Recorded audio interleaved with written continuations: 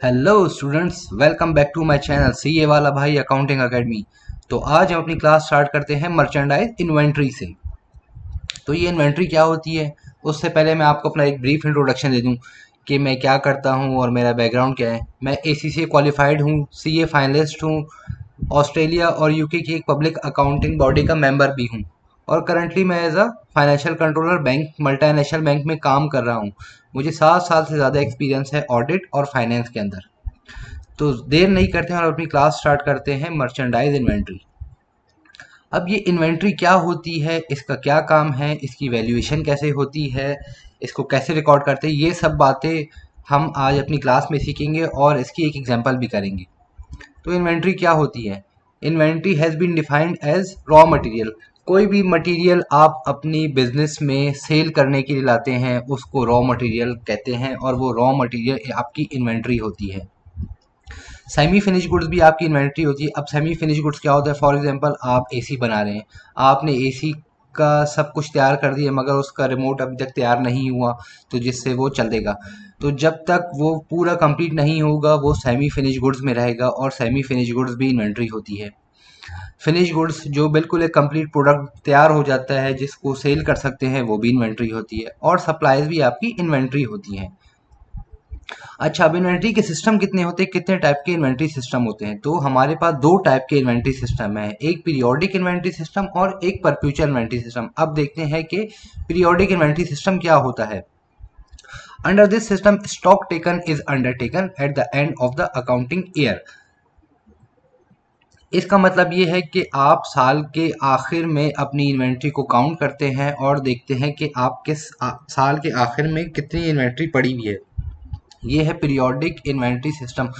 For example आपने साल के स्टार्ट में कोई इन्वेंट्री परचेज की, फिर बेची, फिर परचेज की, फिर बेची, तो इस तरह का कोई रिकॉर्ड मेंटेन नहीं होता कि यार अगर मैं 2 महीने बाद अपनी इन्वेंट्री देखूं कि मेरी इन्वेंट्री बुक्स में कितनी आ रही तो मुझे पता नहीं चलेगा जब तक मुझे उसमें स्टॉक काउंट नहीं करना पड़ेगा। स्टॉक काउंट किए बगैर आपको पीरियोडिक इन्वेंट्री सिस्टम में अपनी इन्वेंट्री का पता नहीं चलेगा। अब परपेचुअल इन्वेंट्री सिस्टम क्या होता है? This is a stock recording system which provide an up to date record of the stock balances held at any given time. Perpetual inventory system के अंदर क्या होता है कि आपकी जो इन्वेंट्री होती है वो आपको up to date record show कर रही होती है कि मेरा बैलेंस डे एंड पे क्या है, मंथ एंड पे क्या है, ईयर एंड पे क्या है, हाफ ईयर एंड पे क्या है। तो परपेचुअल इन्वेंट्री सिस्टम के अंदर आपका जो इन्वेंट्री का रिकॉर्ड होता है वो हमेशा अप टू डेट होता है। पीरियोडिक और परपेचुअल में यही मेन डिफरेंस है कि पीरियोडिक में हमें पता नहीं चलता कि हमारा स्टॉक कितना है, वो हम at the end of the accounting year count करते हैं या at the end of the month count करते हैं तो हमें पता चलता है कि हमारा स्टॉक का बैलेंस क्या है। जबकि परपेचुअल सिस्टम में हमें अप टू डेट रिकॉर्ड पता चल रहा होता है कि हमारे पास इन्वेंट्री कितनी पड़ी हुई है। आगे चलते हैं, अब देखते हैं कि इन्वेंट्री को हम प्राइसिंग कैसे कर सकते हैं और इसको कितने मेथड्स हैं इन्वेंट्री को प्राइसिंग करने के। तो सबसे पहला मेथड जो है वो फर्स्ट इन फर्स्ट आउट है, FIFO method. First in first out method में आप इन्वेंट्री को प्राइसिंग कर सकते हैं कि इन्वेंट्री की किस प्राइस पे रिकॉर्ड होगी और क्या उसका तरीक़ेकार होगा। सेकंड मेथड है लास्ट इन फर्स्ट आउट और थर्ड मेथड है वेटेड एवरेज प्राइस। ज़्यादातर कंपनीज पूरी दुनिया में weighted average price method use करती हैं। हाँ, मगर जो पेरिशेबल प्रोडक्ट्स होते हैं वह कंपनी फीफो मेथड यूज़ करती है क्योंकि ज़ाहिर है आपने कोई पेरिशेबल प्रोडक्ट लिए, टमाटर ले लिए, आलू ले लिए या आपने कोई और पेरिशेबल प्रोडक्ट ले ली तो जो आपने फर्स्ट परचेज किया है उसी को आपको पहले सेल करना होगा, वरना उसकी शेल्फ लाइफ कम होती है और वो जल्दी ख़राब होने की चांसेस उसके ज़्यादा है। तो ये था हमारा मटेरियल और इन्वेंट्री पे थोड़ा छोटा सा लेक्चर। अभी हम इसकी एक एग्जांपल करेंगे, उस एग्जांपल में देखेंगे कि इसकी कॉस्टिंग और इसकी प्राइसिंग कैसे कर सकते हैं। तो चले हम चलते हैं अपनी एग्जांपल की तरफ।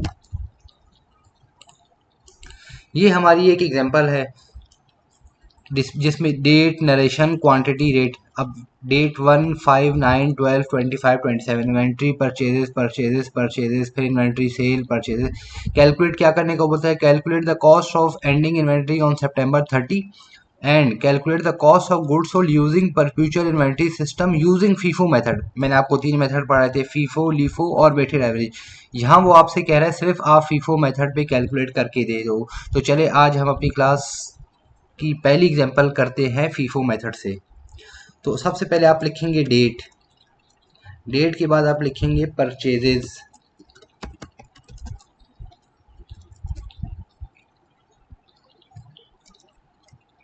परचेजेस में क्वांटिटी, रेट, अमाउंट, इसी तरह इशू या सेल्स यहाँ लिखेंगे, फिर नीचे क्वांटिटी, रेट, अमाउंट, फिर इसी तरह बैलेंस, बैलेंस में भी सेम आ जाएगा क्वांटिटी, रेट, अमाउंट। ये आपका एक तरीके का बिन कार्ड सिस्टम भी इसको बोलते हैं कि बिन कार्ड ऐसे बनते हैं। तो चले हम अपनी पहली ट्रांजेक्शन करते हैं। नंबर वन पे हमने ट्रांजेक्शन की, उसमें हमने इन्वेंट्री परचेज की 400 की, तो क्वांटिटी में 400 आ गया। हमने रेट कितने की, हमने 400 क्वांटिटी कितने रेट पे ली, 14 पे, तो इसकी अमाउंट आ गई 14 मल्टीप्लाई बाय 14 400, तो 5600 इसकी अमाउंट आ गई। अब बैलेंस में आप सेम ही लिख दीजिएगा, क्वांटिटी 400 है, रेट 14 है और इसकी अमाउंट आ गई 5600। ओके, ट्रांजेक्शन नंबर सेकंड पे चलते हैं, डे 5 पे। 5 डे पे आपने फिर परचेजेस की हैं 500 इन्वेंट्री, किस रेट पे, 13.1। इसकी कॉस्ट क्या हो गई, 6550। अब बैलेंस में आप क्या करेंगे, आप ये तो एक ट्रांजेक्शन होगी हमारी पहली, ठीक है, ये हमारी दूसरी ट्रांजेक्शन है। अब दूसरी ट्रांजेक्शन में मैं देखूंगा क्या है, मेरे पास पहले 400 वाली इन्वेंट्री पड़ी हुई थी, उसका रेट 14 था और उसकी अमाउंट थी 5600। अब मैंने फर्दर इन्वेंट्री परचेज की 500 की, उसका जो रेट था वो 13.1 था और उसकी अमाउंट है 6550। ये एक ट्रांजेक्शन होगी, ये बैलेंस आपके पास इतना बचा हुआ है। अब आप ट्रांजेक्शन नंबर थर्ड पर है, डे 9 पे आपने इन्वेंट्री परचेज की 200 की, रेट था 12.4, तो टोटल ये हो गया 2480। अब आप फिर वही करेंगे, 400 की बैलेंस में देखेंगे, 400 की इन्वेंट्री थी, 14 वाला रेट था और 5600 की अमाउंट। सेकंड जो आपके पास इन्वेंट्री आपने परचेज की थी, 500 की इन्वेंट्री थी, 13.1 का रेट था और 6550 की अमाउंट। फिर थर्ड इन्वेंट्री आपने परचेज की 200 की, रेट था उसका 12.4 और अमाउंट थी 2480। ये आपके पास बैलेंस भी हो गया और आपकी थर्ड ट्रांजेक्शन भी होगी। अब 12 ट्रांजेक्शन को क्या कहता है, वो 12 ट्रांजेक्शन को बोलता है इन्वेंट्री सेल कर दी, कितने की, 600 की इन्वेंट्री सेल कर दी, 600 इन्वेंट्री आपने इशू कर दी। तो 600 इन्वेंट्री जो आपने इशू की, क्योंकि हम first in first out method use कर रहे हैं, तो जो हमने इन्वेंट्री पहले परचेज की होगी हम उसी से सेल करेंगे। तो सबसे पहले जो मैंने इन्वेंट्री परचेज की थी वो 400 की थी, 400 वाली इन्वेंट्री का रेट था 14, उसकी अमाउंट आई 5600। क्योंकि मैंने कितनी इन्वेंट्री इशू की, हम ऊपर क्वेश्चन में देखते 600 इन्वेंट्री में से 400 मैंने इशू कर दी, अब रह गई मेरे पास 200, तो 200 मैं फर्दर इशू करूंगा।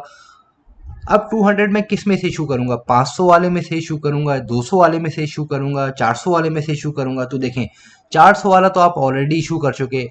अब आपके पास सेकंड लॉट थी 500 वाले की, तो 500 वाली इन्वेंट्री में से आपने 200 इन्वेंट्री इशू कर दी। अब आपके पास जो 200 इन्वेंट्री है उसका रेट है 13.1, तो ये आपके पास टोटल 600 इन्वेंट्री इशू हो गई। अब आपके पास बैलेंसिंग फिगर देखिए, बैलेंस इन्वेंट्री कितनी रहेगी, 400 तो आपने इशू कर दी, 500 इन्वेंट्री में से 200 इशू कर दी, तो कितनी रहेगी 300, और 300 की जो रेट था वो 13.1 था और उसकी कॉस्ट कितनी आ गई, this multiply by 300 multiply by 13.1, तो 3930। उसके बाद आपके पास जो सेकेंड इन्वेंट्री बैलेंस में पड़ी हुई है वो 200 वाली है, उसका रेट है 12.4, उसका रेट 12.4 है, तो टोटल इसकी अमाउंट हो गई दिस मल्टीप्लाई बाय जस्ट 2480। ये आपके पास ट्रांजेक्शन नंबर 12, 4 ट्रांजेक्शन हो गई 12 डेट की।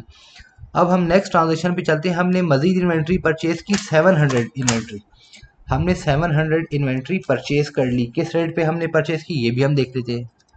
हमने 12.1 पे परचेज की, तो 700 की क्वांटिटी, रेट आपके पास है 12.1 और आपके पास अमाउंट आ गई दिस मल्टीप्लाई बाय दिस। अब आपके पास बैलेंसिंग फिगर में चलते हैं। बैलेंसिंग फिगर में आपके पास 300 की एक इन्वेंट्री रह गई थी, उसका रेट था 13.1, तो उसकी टोटल अमाउंट आ गई दिस इंटू दिस। फिर आपका बैलेंसिंग फिगर में दूसरी इन्वेंट्री है 200 वाली। ये याद रखिएगा, सीक्वेंस इसकी बहुत इंपॉर्टेंट है। अगर आपने इसकी सीक्वेंस आउट की तो आपका पूरा क्वेश्चन आउट हो जाएगा। तो याद रखिएगा, जो इन्वेंट्री आपके पास पहले पड़ी हुई है उसी को सीक्वेंस में ही रखिएगा। तो 200 वाली इन्वेंट्री का रेट था 12.4, तो इसकी टोटल कॉस्ट हो गई दिस 200 मल्टीप्लाई बाय 12.4। और थर्ड आपने 700 की इन्वेंट्री परचेज की, उसका रेट था 12.1 और 8470। या आपने किस ट्रांजेक्शन परफॉर्म की थी 12 की जगह 25 को। अब आप लास्ट ट्रांजेक्शन परफॉर्म कर रहे हैं 27 को। 27 को बोलते हैं आपने 500 इन्वेंट्री सेल इशू कर दी या सेल कर दी। 500 इन्वेंट्री जब आप इशू या सेल करेंगे तो 500, अब जाहिर है मेरे पास 300 वाली लॉट है, 200 वाली लॉट है, 700 वाली लॉट है, तो मैं 500 इन्वेंट्री किस में से इशू करूंगा। अब आप देख रहे हैं इसकी सीक्वेंस कितनी इंपॉर्टेंट है। अगर तो आप 700 पहले लिख देते तो आप इन्वेंट्री इशू कर देते 700 में से, जो कि गलत हो जाता है, क्योंकि आपको इसकी सीक्वेंस फॉलो करना बहुत ज़रूरी है। तो 500 में से सबसे पहले आपने 300 यूनिट्स इशू किए। उस 300 यूनिट्स इशू की कॉस्ट थी 13.1, तो this multiply by this 300 multiply by this 3930। फिर सेकंड में आप 300 इशू कर चुके, अब आपने फर्दर कितने इशू करने 200, तो 200 की कॉस्ट या रेट है 12.4 और उसका रेट और अमाउंट जो आई वो आई 2480। अब आपके पास जो स्टॉक में इन्वेंट्री बच गई है आखिर में, वो कौन सी बच गई 700 वाली, और उसका रेट क्या है 12.1। तो 12.1 दिस मल्टीप्लाई बाय दिस किया तो ये आपके पास कॉस्ट आ गई। अब चले, हमारा ये एक सवाल हो गया कंप्लीट। अब इसकी रिक्वायरमेंट देख लेते हैं कि रिक्वायरमेंट में इसने हमसे पूछा क्या था। Calculate the cost of ending inventory on 30 सितंबर। तो कॉस्ट ऑफ एंडिंग इन्वेंट्री वो कितनी है आपके पास 8470, क्योंकि आपके पास क्लोजिंग स्टॉक में सिर्फ 700 यूनिट्स बच गए थे और उनकी कॉस्ट या रेट 12.1 था, तो इस वजह से 8470 आपकी क्लोजिंग इन्वेंट्री की कॉस्ट आ गई। बी पार्ट में बोलते हैं calculate the cost of goods sold using perpetual inventory system. तो कॉस्ट ऑफ गुड्स सोल्ड वो कैसे आएगा। आपने जो इन्वेंट्री इशू की, सबसे पहले आपने इन्वेंट्री इशू की 5600 की, फिर इन्वेंट्री इशू की 2620 की, फिर इन्वेंट्री इशू की 3930 की, फिर इन्वेंट्री इशू की 2480 की, तो टोटल आपका कॉस्ट ऑफ गुड्स सोल्ड आ गया 14630।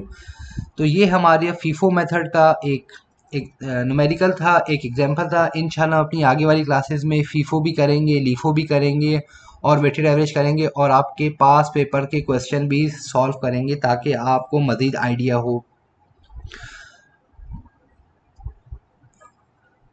अच्छा, आप ये मेरी वीडियो अपने तमाम दोस्तों, अपने तमाम स्टूडेंट्स से शेयर कीजिएगा ताकि उनको भी इन्वेंट्री सिस्टम समझ आ सके। और अगर कोई भी इशू हो तो मैंने अपना व्हाट्सएप नंबर पिछली स्लाइड में शो किया हुआ था, तो आप मुझसे कांटेक्ट कर लीजिएगा। आपकी सारी क्यूरी मैं रिजॉल्व कर दूंगा। और मेरी वीडियो को ज़्यादा से ज़्यादा लाइक और सब्सक्राइब कीजिएगा। आज के लिए इतने ही, मिलते हैं इंशाल्लाह अगली क्लास में। तब तक अपना ख्याल रखिएगा। अल्लाह हाफिज़।